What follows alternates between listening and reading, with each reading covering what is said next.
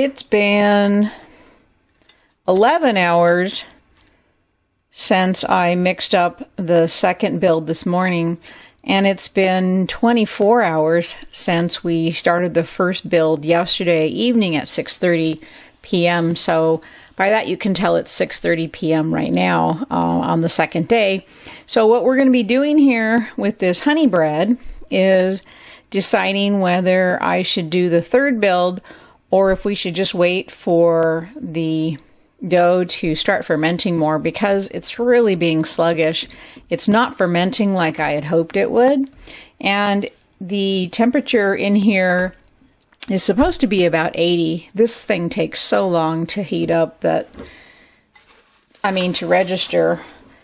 But last time I looked, it was really close to 80 degrees. So there we go. 81. This has not risen appreciably. The dough's at 82. So I want to see if there's fermentation activity under there. And it doesn't really look like there's a lot. I've had a few bubbles come up today in the dough, but not much. So I don't really see a lot of fermentation activity. So what I'm going to do is put the plastic back over the bowl, and I'm going to let this dough sit until tomorrow morning, and we'll see what we have then.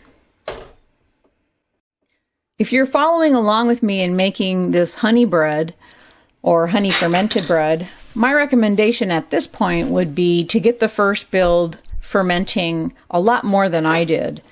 I think if I would have left the first build for 24 hours to see if it fermented really well, and then made a second build, that it might have been better. So I think that I'll go ahead and leave this second build to ferment till tomorrow morning, and that will be 24 hours for the second build.